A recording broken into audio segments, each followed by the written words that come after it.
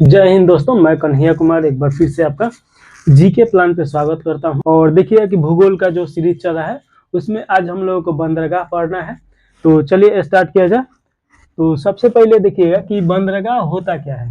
अगर ये आपसे पूछा जाए तो देखिएगा कि जैसे कि बस होता है एक जगह से दूसरे जगह जाने के लिए, ट्रेन होता है एक जगह से दूसरे जगह जाने के लिए, वैसे ही बंदरगाह होता है एक सामान को दूसरे जगह पे ले जाने के लिए अंतर्राष्ट्रीय स्तर पे या राष्ट्रीय स्तर पे भी ले जाया जाता है। लेकिन इसमें जो रास्ता का काम करता है वो पानी करता है। जैसे कि देखिए कि ये जो बंदरगाह है यहाँ पे, तो यहाँ पे अरब सागर है और इधर अरब का कंट्री है, तो वहां पे पहुंचाना होगा। तो यहाँ से ये जैसे बस के द्वारा एक जगह से दूसरा का जगह जाया जाता है, तो एक बंदरगाह से दूसरा का बंदरगाह यानी एक दूसरे देश में जो आयात और निर्यात किया जाता है, तो उसका सबसे प्रमुख साधन जो होता है वो बंदरगाह ही होता है। और देखिए कि पूरी दुनिया में सबसे ज्यादा जो व्यापार होता है वो पानी के रास्ते के द्वारा होता है। और जहाँ पे माल उतारा या वहां से भेजा जाता है तो उसी स्थान को बंदरगाह बोला जाता है, उसे इंग्लिश में पोर्ट बोला जाएगा। और प्राचीन काल में देखिएगा कि इसे गोदीपारा भी बोला जाता था। तो ये सभी आपको याद रखना है। और देखिए कि भारत में 13 राष्ट्रीय बंदरगाह है और 200 छोटा छोटा बहुत सारा बंदरगाह है। बंदरगाह समुद्र के किनारे होता है या रिवर के किनारे भी हो सकता है, जो नदी होता है उससे भी सामान ले जाया जा सकता है और लेके आया जा सकता है, इसके साधन के रूप में भी उपयोग किया जा सकता है।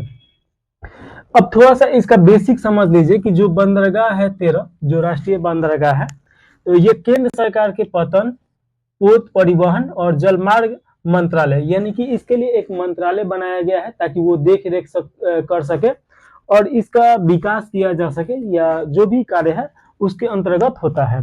और देखिए कि इस मंत्रालय के अंतर्गत ये कार्य करता है। और प्रमुख पतन न्यास अधिनियम 1963 1963 के द्वारा ये शासित होता है। तो ये आपको जरूर याद रखना है कि आपसे क्वेश्चन पूछेगा कि जो भारत का बंदरगाह है वो किसके तहत शासित होता है। तो नियम जो होगा प्रमुख पतन न्यास अधिनियम 1963। तो ये आपको याद रखना है और किसके अंतर्गत ये कार्य करता है। तो इसके लिए एक मंत्रालय है, पतन पोत परिवहन जलमार्ग मंत्रालय। तो ये तो हो गया केंद्र सरकार के अंतर्गत ये 13 काम करता है। और जो नदी वाला होता है वो राज्य सरकार के अंतर्गत काम करता है। अब वहां से हम लोग को 13 के बारे में पहले एक बार पढ़ लिया जाए, उसके बाद जितना महत्वपूर्ण पॉइंट होगा उसको हम आपको समझा देंगे। तो बंदरगाह पढ़ने से पहले ये हम लोग को प्रायद्वीपीय जो राज्य है उसके बारे में थोड़ा देख लिया जाए ताकि एक बार आपका रिवीजन भी हो जाए। ये जब भी हम पढ़ाते हैं तो ये जरूर पढ़ाते हैं ताकि राज्य के जो मैप होता है, अगर मैप एक बार आप समझिएगा तो बहुत इजी हो जाएगा कोई भी चीज समझना। तो ये देखिए जो ये आपका है ये गुजरात है। और जानते हैं कि प्रायद्वीपीय राज्यों में यह कहा है कि जो समुद्र से सीमा बनाता है जो राज्य, उसमें ये सबसे बड़ा राज्य जो समुद्र से सीमा बनाता है कौन सा है, तो गुजरात है। गुजरात के नीचे आएंगे तो ये मुंबई है। और मुंबई भी देखिएगा कि प्रायद्वीपीय भारत के अंतर्गत आता है। मुंबई के बाद आपका ये कर्नाटक हो गया, गोवा हो गया। तो ये याद रखिएगा ये गोवा है। सबसे छोटा राज्य जो प्रायद्वीपीय भारत में है यानी कि जो समुद्र के साथ सीमा बनाता है, तो ये सबसे छोटा राज्य गोवा हो जाएगा। और सबसे ज्यादा जो सीमा बनाता है समुद्र के साथ गुजरात हो जाएगा। इसके बाद कर्नाटक है। इसके बाद देखिए कि ये केरल है। और इसके बाद देखिए कि ये आपका तमिलनाडु राज्य है। और इसके बाद आंध्र प्रदेश आ जाएगा। और ये आपका उड़ीसा हो जाएगा। और ये आपका पश्चिम बंगाल हो जाएगा। तो देखिए पश्चिम बंगाल, उड़ीसा, और ये आपका आंध्र प्रदेश, ये तमिलनाडु, ये केरल, ये आपका कर्नाटक, और ये गोवा है, ये आपका मुंबई है, और ये गुजरात है। तो इन्हीं 9 राज्यों के आसपास में जो 13 राष्ट्रीय बंदरगाह है वो आपको मिलेगा। और साथ में एक मिलेगा बंगाल के खाड़ी में, पोर्ट ब्लेयर मिलेगा 13वां। तो एक तरफ देखिए कि जो भारत का पूर्वी जो क्षेत्र है और वहां जो प्रायद्वीपीय भारत है वो बंगाल के खाड़ी से सीमा साझा करता है, यानी कि ये आपको दिखाई दे रहा होगा ये बंगाल का खाड़ी है। और इस साइड देखिएगा पूरब के पश्चिम में देखिएगा तो अरब सागर इसे बोला जाता है। ये अरब सागर से अपना सीमा बनाता है। और नीचे देखिएगा कि भारत का जो नीचे है ये हिंद महासागर है। तो ये आपको तो पहले से ही याद हो गया होगा। अब चलिए एक एक करके बंदरगाह देखा जाए। तो सबसे पहले देखिएगा कि जो ऊपर वाला बंदरगाह है दीनदयाल बंदरगाह, तो इसके बारे में देखिए यहाँ से क्या क्या क्वेश्चन पूछेगा। तो सबसे पहले तो यही क्वेश्चन आएगा कि दीनदयाल बंदरगाह जो है वो किस राज्य में है। तो ये आपका किस में हो जाएगा, गुजरात में हो जाएगा। तो ये आप याद रखिएगा कि किस राज्य में है, तो गुजरात में है। तो दीनदयाल बंदरगाह किस राज्य में है, गुजरात में है। अब इसके बारे में जो 2-3 पॉइंट पढ़ना है, तो देखिए कि गुजरात के ये कच्छ जिला में है और ये ज्वारीय बंदरगाह है। तो सबसे पहले ये आपको समझना है कि ज्वार का मतलब क्या होता है। तो जैसे कि देखिए समुद्र, या एक चीज समझे कि जैसे कि नदी जो होता है, तो जब नदी प्रवाहित होता है, नदी वाला चैप्टर में आप पढ़े होंगे तो जरूर ज्वारीय नदी के बारे में पढ़े होंगे। तो जो नदी प्रवाहित होता है तो उसके साथ साथ बहुत सारा गाद भी जाता है और इधर से समुद्र का लहर टकराएगा तो जो ईद साइड में रह जाएगा, तो जो गाद रहता है वो बाहर ही रह जाता है। तो वहां पे जो मिट्टी का निर्माण होता है वो आपका जलोढ़ मृदा बनेगा उससे, और ये बाहर रह जाएगा तो यहाँ पे निर्माण नहीं होगा। लेकिन जब ये जो आपका समुद्र है और ये शांत रहेगा और इधर का नदी बहुत स्पीड में आता है और उसके साथ अगर गाद ना आए तो उस नदी का पानी सीधे कहाँ चल जाता है, समुद्र के अंतर्गत चल जाता है। तो वहां पे गाद का निर्माण नहीं होता है और वहां पे देखिए प्राकृतिक तौर पे एक बंदरगाह का निर्माण हो जाता है, वहां पे बंदरगाह बनाना आसान होता है। तो ज्वारीय बंदरगाह में देखिएगा कि ये आसान होता है यहाँ पे बनाना, क्योंकि यहाँ पे ज्यादा नदी का तरंग प्रवाहित नहीं होता है। तो ये देखिएगा कि आपका एक ज्वारीय बंदरगाह है और आयात के आधार पे देखिएगा तो ये भारत में सबसे बड़ा ये बंदरगाह है दीनदयाल बंदरगाह। और दीनदयाल बंदरगाह ये तो वर्तमान में नाम रखा गया है 2017 में, लेकिन उसके पहले इस बंदरगाह को कंडाला बंदरगाह बोला जाता था। तो ये भी क्वेश्चन पूछ सकता है कि कंडाला बंदरगाह कहाँ पे है। तो ये कंडाला बंदरगाह यानी कि दीनदयाल बंदरगाह ये आपका गुजरात में पड़ेगा। तो ये 3-4 पॉइंट तो आप लोग देख लिए लोग। तो दीनदयाल बंदरगाह या कंडाला बंदरगाह कहाँ पे है, तो गुजरात में है। गुजरात के कच्छ जिला में पड़ेगा। ये ज्वारीय बंदरगाह है। ज्वारीय मतलब कि जो गाद निर्माण नहीं होता हो सीधे समुद्र में। अब एक चीज समझिए कि यहाँ से कोई नदी आ रहा है और यहाँ से नदी आएगा, अगर गाद निर्माण होगा तो यहाँ पे ढेर लग जाएगा। तो ये डेल्टा क्षेत्र इसे बोला जाता है और ये डेल्टाई क्षेत्र का निर्माण करता है। लेकिन अगर ये गाद नहीं आएगा तो ये सर सीधे कहाँ चल जाएगा, समुद्र में चल जाएगा और वहां पे जाएगा तो ये एक प्लेन वहां पे बना देगा और वहां पे देखिए प्राकृतिक तौर पे आसान होता है बंदरगाह बनाना। तो ये इसीलिए इसे ज्वारीय बंदरगाह बोला जाता है। आयात के आधार पे सबसे बड़ा ये है। और इसके बाद देखेंगे मुंबई बंदरगाह। तो मुंबई बंदरगाह, मुंबई में 2 बंदरगाह हम लोग को पढ़ना है राष्ट्रीय बंदरगाह में। एक मुंबई बंदरगाह हो जाएगा और नीचे वाला जवाहरलाल नेहरू पोर्ट हो जाएगा। तो सबसे पहले मुंबई बंदरगाह देखिए, ये एक प्राकृतिक बंदरगाह है। प्राकृतिक और कृत्रिम, यानी कि जो कृत्रिम बनाया जाता है, मानव के द्वारा बनाया जाता है तो उसे कृत्रिम बोला जाता है, और जो प्राकृतिक बना के देता है उसे प्राकृतिक बोला जाता है। तो ये जो बंदरगाह है ये प्राकृतिक तौर पे ही वहां पे ऐसा स्ट्रक्चर निर्माण हो गया था कि वहां पे बंदरगाह बनाया जा सके, तो इसे प्राकृतिक बंदरगाह है। और देखिए कि यहाँ से पेट्रोलियम, सूखे और तरल रसायन का आयात निर्यात होता है, यानी कि दूसरे देश में जाता है और कुछ पदार्थ आता है। तो ये याद रखेगा कि मुंबई बंदरगाह, ये आपको याद भी नहीं रखना है, मुंबई में ही है तो क्या याद रखना है, सिर्फ यही याद रखेगा। कभी मिलान करने के लिए दे दिया कि ये कैसा बंदरगाह है, तो ये प्राकृतिक बंदरगाह है। इसके बाद देखेंगे जवाहरलाल नेहरू बंदरगाह। तो देखिए कि जवाहरलाल नेहरू बंदरगाह इसका नोहा सेवा बंदरगाह के नाम से भी जाना जाता है, यानी कि दूसरा का नाम इसका क्या है, तो नोहा सेवा बंदरगाह इसे बोला जाता है। और ये मुंबई के नीचे है, तो ये याद रखना है। और ये सबसे व्यस्तम बंदरगाह है भारत में, जितना भी 13 बंदरगाह जो राष्ट्रीय स्तर पे है, सबसे व्यस्त बंदरगाह कौन सा है, तो ये आपका जवाहरलाल नेहरू बंदरगाह हो जाएगा। और यहाँ पे देखिए कि जो शिपयार्ड जो होता है, यहाँ पे 3 जो शिपयार्ड है बहुत महत्वपूर्ण है। तो ये याद रखिएगा कि सबसे ज्यादा व्यस्तम बंदरगाह कौन सा है, तो जवाहरलाल नेहरू बंदरगाह, ये आपका मुंबई में पड़ेगा। इसी को नोहा सेवा के नाम से भी जाना जाता है। और देखिए कि ये सबसे व्यस्त है, तो ये देख लिए लोग। इसके बाद हम लोग को चौथा जो देखना है, मरमा गांव देखना है। तो देखिए कि कहीं पे आपको मर्म गांव भी मिलेगा या मरमा गांव भी मिलेगा, और सबसे ज्यादा ये मोरमा गांव ऐसे लिखा हुआ मिलता है। तो कैसे भी लिखा हुआ मिले, आपको याद रखना है कि ये कहाँ पे है। तो ये आपका एक नदी यहाँ से आता है, जुआड़ी नदी। तो सबसे पहले याद रखिए कि जुआड़ी नदी कहाँ पे है, तो गोवा में है, प्रवाहित होता है, और इसी के तट पे इसका निर्माण हुआ है, और इसे मरमा गांव बंदरगाह के नाम से जाना जाता है।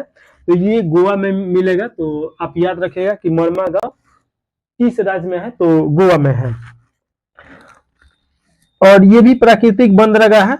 भारत का सबसे बड़ा लौह अयस्क का निर्यात कहाँ से होता है, तो यहीं से होता है।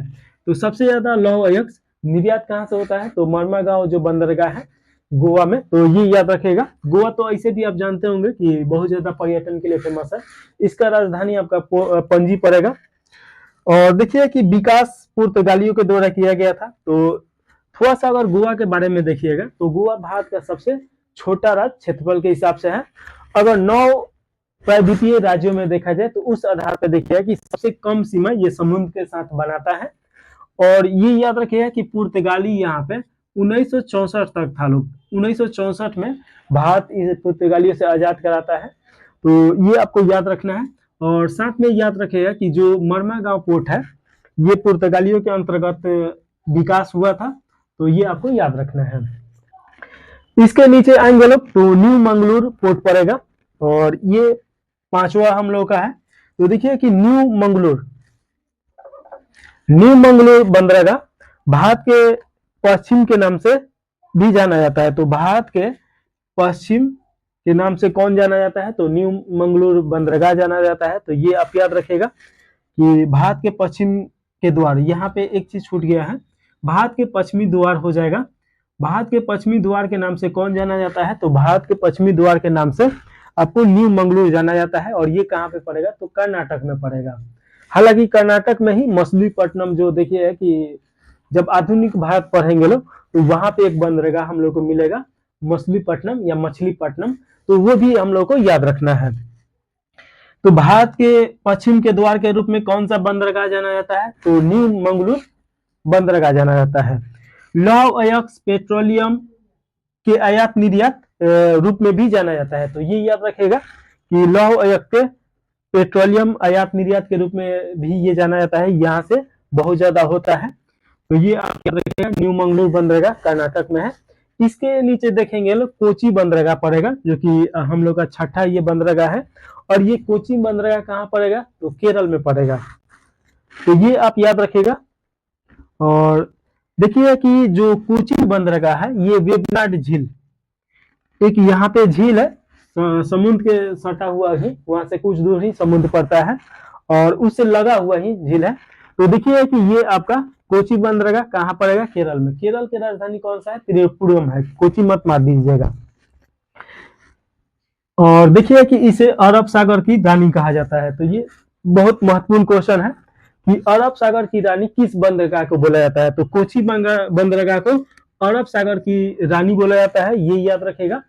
साइलेंट वैली भी यहीं पे है, और इसके तट को मलाबार तट बोला जाता है। तो ये सभी आपको क्वेश्चन याद रखना है।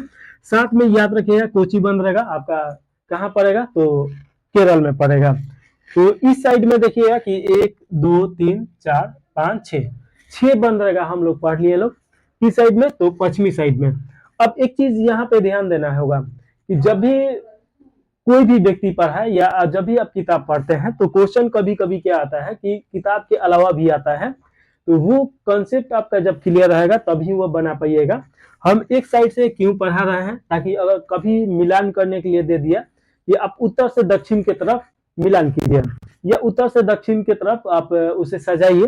तो अगर आप मैप पे पढ़े रहिएगा तभी सजा पाइएगा। तो सबसे देखिएगा कि आपका दीनदयाल आ जाएगा उत्तर में, उसके बाद आपका मुंबई आ जाएगा, उसके बाद जवाहरलाल नेहरू आ जाएगा। तो इन दोनों में कंफ्यूज नहीं होना है। अगर पता चले कि आपको दोनों याद है कि मुंबई और जवाहरलाल नेहरू दोनों तो मुंबई में है, लेकिन इसका क्रम नहीं पता है, तो फिर गलत हो जाएगा। तो सबसे पहले मुंबई, उसके बाद जवाहरलाल नेहरू। इसके बाद अगर राज्य भी आप पढ़े हैं तो आसानी से सजा दीजिएगा। तो ये आपको जरूर कंसेप्ट ये सब क्लियर रखना है। अब हम लोग को देखना है तो अब इधर से स्टार्ट करेंगे, दक्षिण से उत्तर की तरफ जाएंगे। तो 6 इधर पढ़ लिया लोग, 6 इधर पढ़ लिया जाए। तो देखिए सबसे पहले तमिलनाडु जो ये राज्य है, यहाँ पे ध्यान देना है कि 3 बंदरगाह महत्वपूर्ण है जो यहीं पे पढ़ना है। तो सबसे पहले तूतीकोरम बंदरगाह के बारे में देखा जाए तो देखिए कि तूतीकोरम जो बंदरगाह है ये किस राज्य में है, तो तमिलनाडु में है। और इसका नया नाम क्या है, तो BO चिदम्बरम बंदरगाह इसका नया नाम रखा गया है। और ये एक फ्रीडम फाइटर थे, तो उन्हीं के नाम पे इसका नाम तूतीकोरम का नाम बदल के चिदम्बरनार बंदरगाह रख दिया गया है। तो ये आपको याद रखना है। और देखिए कि ये एक प्राकृतिक बंदरगाह है जो सभी मौसमों में कार्य करता है। जो भी प्राकृतिक बंदरगाह है लगभग हर मौसम में काम तो करता ही है, तो ये आप याद रखेगा। यहाँ पे एक चीज और समझना है कि देखिए कि यहाँ पे जो समुद्र का पानी है तो छिछला टाइप का है, यानी कि यहाँ पे इसका गहराई बहुत कम है।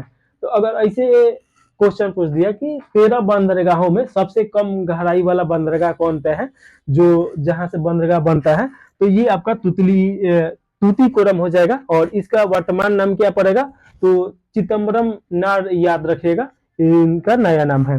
ये फ्रीडम फाइटर है। इसके बाद देखिएगा कि चेन्नई पोर्ट पड़ता है, और यहाँ से क्वेश्चन सबसे ज्यादा आता है। तो चेन्नई पोर्ट इसका प्राचीन नाम क्या था, तो मद्रास बंदरगाह के नाम से जाना जाता था। और ये एक कृत्रिम बंदरगाह है, तो यानी कि इसे मानव के द्वारा बनाया गया है अपने कार्य करने के लिए। तो ये आपका चेन्नई जो बंदरगाह है कृत्रिम बंदरगाह है, ये प्राकृतिक बंदरगाह नहीं है। और आपसे क्वेश्चन पूछा गया कि सबसे प्राचीन कृत्रिम बंदरगाह कौन सा है, तो चेन्नई ही हो जाएगा, तो ये याद रखेगा। और बंगाल के खाड़ी में सबसे बड़ा ये बंदरगाह है, तो ये याद रखेगा कि बंगाल के खाड़ी में सबसे बड़ा बंदरगाह कौन सा है, तो चेन्नई बंदरगाह है। और साथ में याद रखना है कि सबसे तीसरा का ये प्रमुख बंदरगाह है। अगर बंदरगाहों में देखा जाए तो इसके ऊपर जाएंगे लोग तो इनौर बंदरगाह मिलेगा। तो इनौर बंदरगाह किस राज्य में है, तो आपका तमिलनाडु में है। और इसका नया नाम देखिएगा कि कामराज पोर्ट के नाम से ये अब जाना जा रहा है। कामराज ये भी फ्रीडम फाइटर थे, और इन्हीं के नाम पे इनौर बंदरगाह का नाम बदल दिया गया है। तो इसका नया नाम कामराज पोर्ट कर दिया गया है, तो ये याद रखिएगा। कामराज पोर्ट, चेन्नई पोर्ट और तूतीकोरम या चिदम्बरम पोर्ट कहाँ पे मिलेगा, तो ये चेन्नई में मिलेगा। अब इसके आगे जो हम देखेंगे लोग, ये विशाखापट्टनम ये बंदरगाह। तो विशाखापट्टनम बंदरगाह देखिए कि ये डॉल्फिन नोज के लिए जाना जाता है, यानी कि भारत का सबसे सुरक्षितम अगर बंदरगाह कोई है तो विशाखापट्टनम ही है। अब थोड़ा सा यहाँ पे देखिएगा कि ये आंध्र प्रदेश में पड़ता है, ये तो आपसे सबसे पहले याद रखना है। और देखिएगा कि यहाँ पे बंदरगाह है, और यहाँ पे एक पहाड़ी मिलता है, पहाड़, और इसका चोटी जो है ये खड़ा है इसे नाक के तरह, नोज मतलब नाक ही होता है। अब इधर से समुद्र का लहर जाता है तो इसमें टकरा जाता है, जिसके कारण की बंदरगाह पे उसका पानी नहीं जाता है। अगर बंदरगाह सबसे ज्यादा क्षति होता है तो समुद्र के लहर के कारण ही वहां पे सबसे ज्यादा क्षति होता है। और ये क्या करता है कि जो ये पर्वत है इसे टकरा के और इसके लहर जो होता है उसको कम कर देता है, वेव को। तो इसी कारण यहाँ पे क्षति नहीं होता है। जो विशाखापट्टनम बंदरगाह है ये सबसे ज्यादा यहाँ पे जो पानी का गहराई मिलता है 3-4 मीटर से ज्यादा मिलता है, तो इसी कारण ये बहुत अच्छा बंदरगाह माना जाता है। तो याद रखिएगा कि विशाखापट्टनम बंदरगाह कहाँ पे है, तो आंध्र प्रदेश में है। और ये डॉल्फिन नोज के कारण सबसे ज्यादा सुरक्षित बंदरगाह है, तो ये भी याद रखना है। इसके ऊपर जाएंगे लोग तो पारादीप पोर्ट मिलेगा। और सबसे पहले याद रखिए पारादीप पोर्ट जो है कहाँ पे है, तो पारादीप पोर्ट आपको मिलेगा कहाँ पे मिलेगा, तो ये आपका उड़ीसा राज्य है, तो उड़ीसा में है। तो ये याद रखिएगा पारादीप पोर्ट कहाँ पे है, उड़ीसा में है। और देखिएगा कि महानदी जहां पे बंगाल के खाड़ी में अपना पानी विसर्जित करता है उसी के मुहासे पे है, तो ये याद रखेगा, ये भी प्राकृतिक होगा। और देखिएगा कि यहाँ से जो पारादीप बंदरगाह है सबसे ज्यादा D2O जो जल होता है उसके लिए ये फेमस है, यहाँ से निर्यात किया जाता है। साथ में लौह अयस्क का निर्यात किया जाता है, कोयला का भी निर्यात आयात किया जाता है। तो ये याद रखेगा कि D2O कहाँ से होता है, तो आपका पारादीप पोर्ट से होता है। इसके ऊपर जाएंगे लोग तो अभी तक हम लोग कितना पढ़ लिए, 11 तक पढ़ लिए लोग। 12वां देखिएगा कि ये आपका कोलकाता पोर्ट, ये आपका कोलकाता पोर्ट पश्चिम बंगाल में पड़ेगा, यहाँ पे है। और देखिए कि हुगली जो नदी है इसके मुहासे पे है। तो कोलकाता पोर्ट कहाँ पे है, तो आपका कोलकाता में है। इसका नया नाम क्या रखा गया है, तो श्यामा प्रसाद मुखर्जी। तो श्यामा प्रसाद मुखर्जी जो पोर्ट है या बंदरगाह है किस राज्य में पड़ेगा, तो पश्चिम बंगाल में पड़ेगा, हुगली नदी के तट पे है। तो ये तो हम बता ही दिए। अब यहाँ थोड़ा सा ये चीज देखिएगा कि जो हल्दिया बंदरगाह है ये भी हुगली नदी पे ही है। तो कभी कभी कोलकाता पोर्ट को हल्दिया बंदरगाह के नाम से पहले जाना जाता था, लेकिन हल्दिया बंदरगाह आपका किस राज्य में पड़ेगा ये क्वेश्चन है। तो पश्चिम बंगाल में हल्दिया बंदरगाह है। और ये किस नदी पे है, तो हुगली नदी पे है। तो ये तो हम लोग देख लिए लोग, एक बार देख लीजिए तूतीकोरम, चेन्नई और एनोर। तो अगर देखिएगा कि दक्षिण से उत्तर की तरफ जाएंगे तो सबसे पहले तूतीकोरम, चेन्नई, उसके बाद एनोर मिलेगा। उत्तर से आएंगे लोग तो सबसे पहले एनोर यानी कामराज, उसके बाद चेन्नई पोर्ट और उसके बाद तूतीकोरम पोर्ट मिलेगा, चिदम्बरम पोर्ट। तो कामराज, चेन्नई और तूतीकोरम ये आप जरूर याद रखेगा। इसे चिदम्बरनार पोर्ट के नाम से भी जाना जाता है, तो ये आपको याद रखना है। फिर कोलकाता जो बंदरगाह है तो ये श्यामा प्रसाद मुखर्जी के नाम पे रखा गया है, तो ये थोड़ा सा क्रम से याद रखिएगा। पारादीप आपका उड़ीसा में पड़ेगा। विशाखापट्टनम तो जानते ही हैं कि आंध्र प्रदेश में है। तो ये तो हम लोग 12 देख लिए लोग। 13वां जो पोर्ट है ये पोर्ट ब्लेयर में पड़ेगा। पोर्ट ब्लेयर देखिएगा कि आपका बंगाल के खाड़ी में जो अंडमान निकोबार द्वीप समूह मिलता है उसका राजधानी पोर्ट ब्लेयर है, और वहीं पे एक बंदरगाह बनाया गया है। और ये किस लिए फेमस है, तो ये नौसेना के लिए, नौसेना यहाँ पे रहता है, यानी कि अपना देश बनाया हुआ है और नौसेना के लिए ये डिनोट किया गया है और नौसेना यहाँ पे कार्य करता है। पश्चिम बंगाल में सुरक्षा के लिए ये सबसे ज्यादा महत्वपूर्ण है। तो नौसेना के बेस यहीं पे बनाया गया है पोर्ट ब्लेयर। तो ये क्वेश्चन पूछ सकता है, तो ये आप याद रखेगा। इस प्रकार देखिए कि 13 बंदरगाह हम लोग देख लिए लोग। एक बार रिवीजन कर लीजिए कि सबसे पहले दीनदयाल बंदरगाह कहाँ पे है, तो गुजरात में है। मुंबई बंदरगाह जवाहरलाल नेहरू या नौहा सेवा बंदरगाह कहाँ पे है, महाराष्ट्र में है। मर्मागांव पोर्ट कहाँ पे है, गोवा में है। न्यू मंगलूर पोर्ट कर्नाटक में। आपका कोचीन पोर्ट केरल में पड़ेगा। तमिलनाडु में 3 पोर्ट याद करना है, एक तूतीकोरम पोर्ट जिसे चिदम्बरम पोर्ट के नाम से भी जाना जाता है, चेन्नई पोर्ट, एनोर पोर्ट जिसे कामराज के नाम से भी जाना जाता है। आंध्र प्रदेश में आएंगे लोग विशाखापट्टनम मिलेगा। इसके बाद उड़ीसा में पारादीप है, और कोलकाता में जो श्यामा प्रसाद मुखर्जी पोर्ट के नाम से जाना जाता है कोलकाता पोर्ट को, वो तो पश्चिम बंगाल में ही होगा। और हल्दिया भी याद रखिएगा यहीं पे है। साथ में एक क्वेश्चन पूछता है कि दहेज जो बंदरगाह है वो कहाँ पे है, तो दीनदयाल जो बंदरगाह है इसी की सहायता के लिए दहेज बंदरगाह एक बनाया गया है, तो ये आपका गुजरात में पड़ेगा। तो याद रखिएगा कि दहेज बंदरगाह किस राज्य में है, तो गुजरात में है। तो इसके अलावा भी जो 2-3 पॉइंट है उसको समझ लेना है। सबसे पहले अगर आपसे क्वेश्चन पूछा जाए कि सबसे प्राचीन बंदरगाह कौन सा है, तो जब हड़प्पा सभ्यता पढ़ेंगे लोग तो वहां पे तो पढ़ेंगे लोग ही। सबसे प्राचीन बंदरगाह जो है ये लोथल बंदरगाह है। इसे उस समय गोदीबारा के नाम से जाना जाता था। और लोथल बंदरगाह जो पड़ेगा ये भी आपका गुजरात में ही पड़ेगा। तो ये याद रखिएगा कि लोथल बंदरगाह कहाँ पे था, गुजरात में था। तो ये क्वेश्चन आपसे पूछेगा कि सबसे प्राचीन बंदरगाह कौन सा है, तो गुजरात है।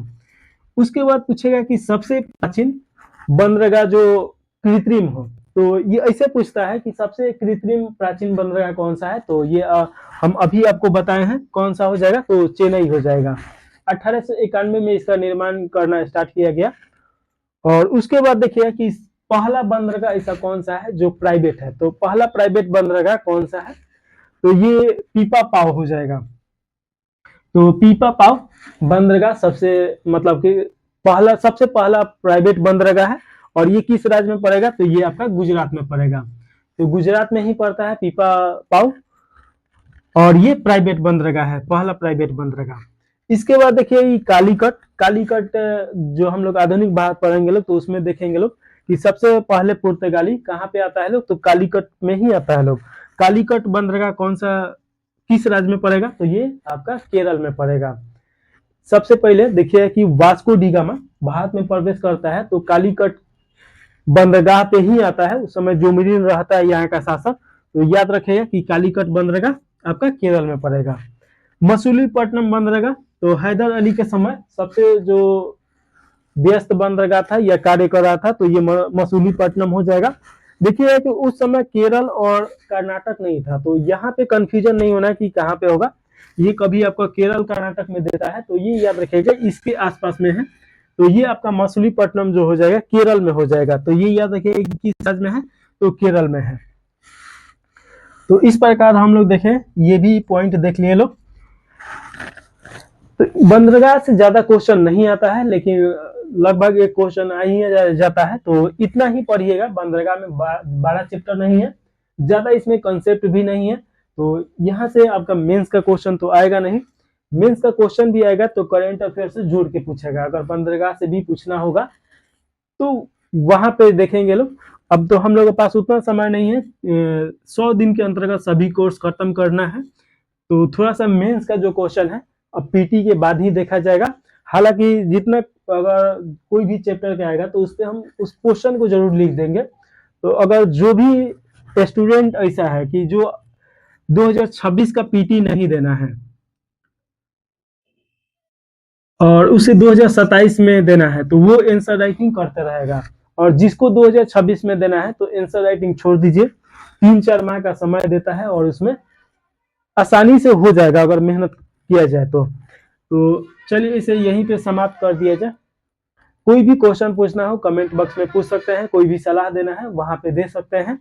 इसके अलावा भी जो टेलीग्राम चैनल है वहां पे भी पूछा जा सकता है। तो चलिए समाप्त कर दिया जाए। जय हिंद, जय भारत।